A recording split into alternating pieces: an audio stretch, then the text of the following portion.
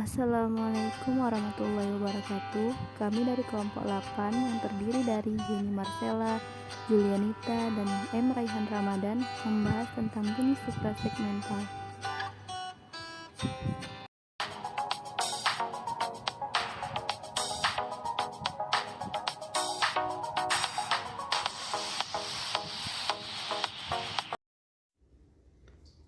Bunyi suprasegmental.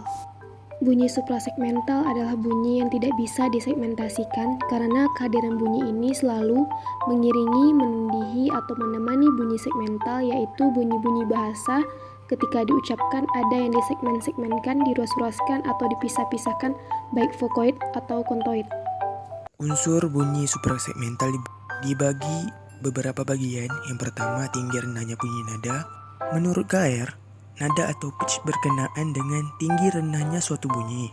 Nada bersifat fonemis, artinya dapat membedakan makna kata. Dalam bahasa tonal biasanya dikenal adanya 5 macam nada, yaitu nada naik atau meninggi, nada datar, nada turun atau merendah, nada turun naik, dan nada naik turun. Keras lemah bunyi atau tekanan. Muklis 2010 menyatakan suatu bunyi dikatakan mendapatkan tekanan apabila energi otot yang dikeluarkan lebih besar ketika bunyi itu diucapkan, dan begitu pun sebaliknya.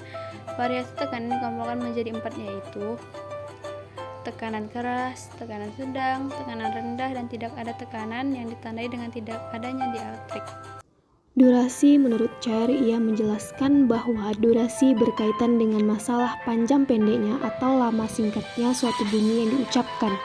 Untuk bunyi panjang ditandai dengan titik 2 sebelah kanan bunyi yang diucapkan, atau tanda garis kecil di atas bunyi segmental diucapkan. Dalam bahasa Indonesia, durasi tidak bersifat fonemis, tidak dapat membedakan makna kata. Persendian jeda. Menurut Kerr 2009 menjelaskan jeda atau persendian berkenaan dengan hentian bunyi dalam arus ujaran. Disebut jeda karena adanya hentian itu, dan disebut persendian karena ditempatkan perhentian itulah terjadinya persambungan dua segmen ujaran. Jeda dapat bersifat penuh atau sementara. Biasanya dibedakan adanya sendi dalam dan sendi luar. Sendi dalam menunjukkan batas antara dua silabel dengan silabel lainnya. Biasanya ditandai dengan tanda tambah, contoh am tambah bil. Sendi dalam menunjukkan batas antara dua silabel dengan silabel lainnya, biasanya ditandai dengan plus atau tambah. Sendi luar menunjukkan batas yang lebih besar dari silabel, biasanya dibedakan adanya jeda antar kata dalam frase ditandai dengan garis miring, jeda antar kata dalam klausa ditandai dengan garis miring ganda, dan jeda antar kalimat dalam wacana atau paragraf ditandai dengan tagar atau tanda pagar.